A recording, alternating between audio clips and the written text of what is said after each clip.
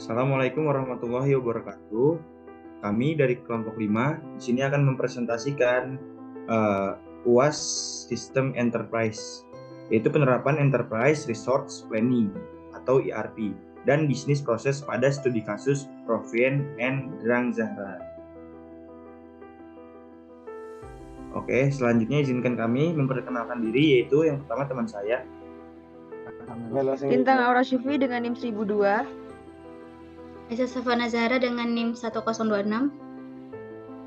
Reza Penasiana dengan NIM 1066. Zidan Zakaria dengan NIM akhir 1079.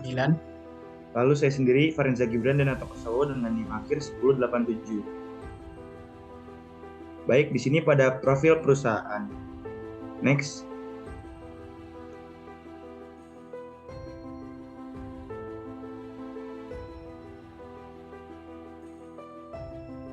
Pada profil perusahaan, dalam jurnal acuan kami, toko Provian and Drang Zahra, atau yang lebih dikenal dengan nama toko PND Zahra, merupakan usaha dagang yang bergerak di bidang penjualan aneka makanan dan minuman. Usaha dagang ini juga menjual berbagai kebutuhan primer seperti sabun mandi, sabun cuci piring, pasta gigi, dan lain sebagainya. Usaha dagang ini berlokasi di Jalan Muhammad Hatta, Pasar Baru, Padang, Sumatera Barat. Berdasarkan keterangan dari pemilik, usaha dagang ini telah memiliki banyak pelanggan mayoritas dari kalangan mahasiswa dan telah berdiri dari tahun 2010 sampai sekarang. Selanjutnya yaitu struktur organisasi dari Provian and Drang Zahra. Nah, struktur organisasi itu adalah suatu kerangka berpola tetap berisi hubungan-hubungan di antara bidang-bidang kerja, serta sebagai petunjuk kedudukan, wewenang, dan tanggung jawab masing-masing anggota organisasi dalam suatu sistem kerjasama. Nah, di Drang Zahra ini itu ada pemilik, lalu bawahnya itu ada pegawai barang dan kasir. Nah, selanjutnya yaitu tugas masing-masing role-nya. Nah, pemilih ini salah satu tugasnya itu seperti bertanggung jawab dalam menentukan langkah atau alur kegiatan, bertanggung jawab atas keuntungan dan kerugian perusahaan, bertanggung jawab memimpin dan menjalankan perusahaan, dan lain-lain. Selanjutnya itu ada pegawai barang. Nah, pegawai barang ini tugasnya itu bertanggung jawab terhadap arus keluar masuk barang di gudang, bertanggung jawab terhadap penataan barang pada etalase toko, dan juga ada kasir. Dia itu melayani dan melaksanakan proses transaksi penjualan dan melaporkan hasil transaksi penjualan. Nah, selanjutnya adalah deskripsi objek dan studi kasus. Nah, di sini toko Provian and Drang Zahra memiliki kendala dalam mengelola laporan keuangan dalam menjalankan bisnisnya. Pada laporan keuangan di toko Provian and Drang Zahra ini masih belum tercatat dengan baik karena masih menggunakan faktur sebagai bukti transaksi. Hal ini mengakibatkan beberapa proses bisnis belum memiliki hasil yang maksimal, seperti dalam laporan transaksi pembelian dan penjualan barang, sehingga pemilik mengalami kesulitan untuk mengetahui keuntungan atau kerugian yang dialami usahanya. Nah, ERP di sini merupakan solusi yang tepat untuk mengatasi kendala yang dialami toko Provian and Drang Zahra, karena dengan ERP data informasi dapat terkoordinasi dan terintegrasi pada setiap area bisnis proses dan dapat dengan mudah diakses oleh semua bagian yang membutuhkan. Pada penelitian ini, aplikasi ERP yang digunakan itu aplikasi Accurate Accounting yang merupakan program akuntansi dan keuangan yang dirancang untuk memenuhi kebutuhan perusahaan dalam hal pencatatan akuntansi dan keuangan. Nah, berdasarkan penelitian sebelumnya yang dilakukan oleh Triandi pada tahun 2013, pada studi kasus PT Golden Citra Dinamika, Accurate Accounting dapat meningkatkan efektivitas laporan penjualan. Dengan aplikasi Accurate Accounting ini memberikan segi tampilan yang lebih menarik dibandingkan sebelumnya, sehingga lebih memudahkan manajemen dalam menganalisa dan mengambil keputusan. Oleh karena itu, dilakukan penelitian dengan judul penerapan Enterprise Resource Planning atau ERP dan bisnis proses menggunakan Accurate Accounting pada studi kasus toko Provian and Drang Zahra. Kemudian untuk detail permasalahannya ada 3, yaitu yang pertama, pencatatan transaksi masih dilakukan secara manual sehingga laporan keuangan tidak terekam dengan baik dan dapat menyebabkan kesalahan dalam pencatatan dan perhitungan. Yang kedua, dalam proses bisnis, pemilik kesulitan untuk mengetahui berapa besar keuntungan atau kerugian yang didapatkan dari usaha yang telah dijalani sehingga menyebabkan lambatnya pengambilan keputusan. Yang ketiga, tidak adanya pengelolaan data yang efektif dan efisien menyebabkan keseluruhan kegiatan organisasi kurang terintegrasi. Kemudian, Dari permasalahan tersebut kita mendapatkan 3 solusi, yaitu yang pertama menganalisis proses bisnis pembelian dan penjualan barang sehingga dapat mengetahui alur kegiatan dalam pencatatan keuangan. Yang kedua menerapkan sistem ERP dengan menggunakan aplikasi Accurate Accounting pada toko Provian Andreng Zahra. Yang ketiga menganalisis dan membandingkan hasil penerapan aplikasi dibandingkan dengan proses sebelumnya. Baik, selanjutnya adalah modul yang diangkat. Baik, dari penjelasan permasalahan yang telah disebutkan tadi, maka kami mengusulkan beberapa modul ERP yang berpotensi untuk diterapkan pada proses bisnis. Yang pertama yaitu ada modul Customer Relationship Management atau CRM.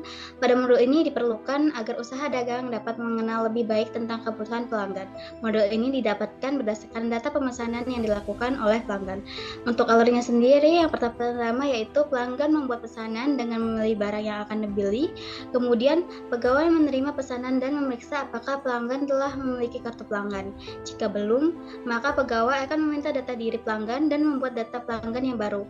Jika sudah, maka pegawai akan memasukkan data pesanan dan melanjutkan proses transaksi pelanggan.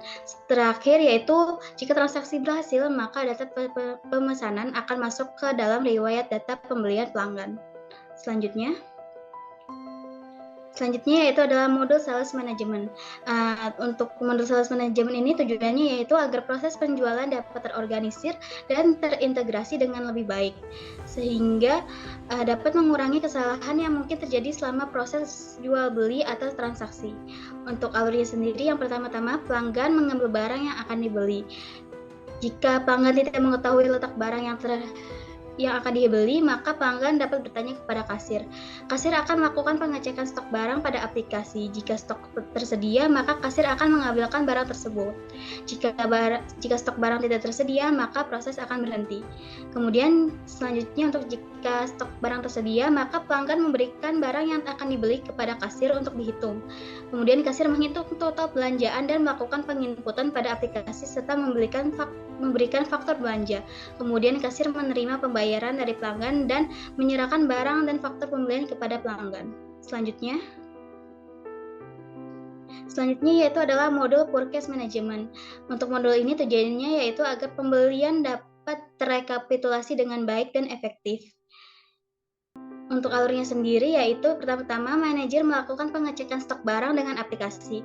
Jika stok barang tersedia, maka tidak dilakukan pemesanan dan proses berhenti. Jika stok barang tidak tersedia, maka manajer akan membuat daftar pesanan pada aplikasi, kemudian memesan kepada supplier. Selanjutnya, manajer menunggu barang pesanan dari supplier dengan jangka waktu lebih kurangnya adalah 2-3 hari. Kemudian, jika barang sudah sampai, maka manajer menerima barang dan faktur pembelian barang dari supplier.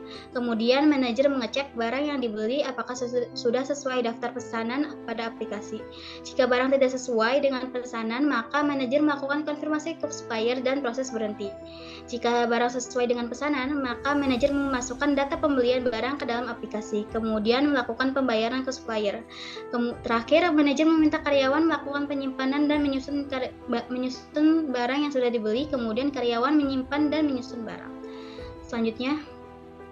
Selanjutnya adalah modul Accounting dan Finance. Modul ini digunakan untuk proses akuntansi dan keuangan pada suatu perusahaan. Untuk alurnya sendiri, pertama-tama pelanggan memberikan barang yang akan dibeli, kemudian pegawai menerima barang yang akan dibeli oleh pelanggan. Selanjutnya, pegawai melakukan penginputan data dan pemesanan pelanggan ke dalam sistem. Kemudian, data yang diinputkan akan tersimpan di dalam database. Pegawai akan menghitung jumlah faktur belanjaan yang selanjutnya akan disimpan ke dalam database. Setelah itu, jumlah total transaksi yang telah terhitung, maka pelanggan akan melakukan pembayaran sesuai dengan jumlah atau nominal transaksi. Setelahnya, kasir menyelesaikan proses di dalam sistem dan pembayaran berhasil dilakukan.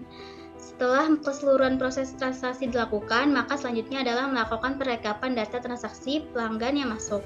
Yang nanti outputnya yang didapat adalah perekapan tersebut adalah laporan keuangan. Selanjutnya, baik, sekian dari kelompok kami. Apabila ada kesalahan, kami mohon maaf. Kurang lebihnya terima kasih. Wassalamualaikum warahmatullahi wabarakatuh.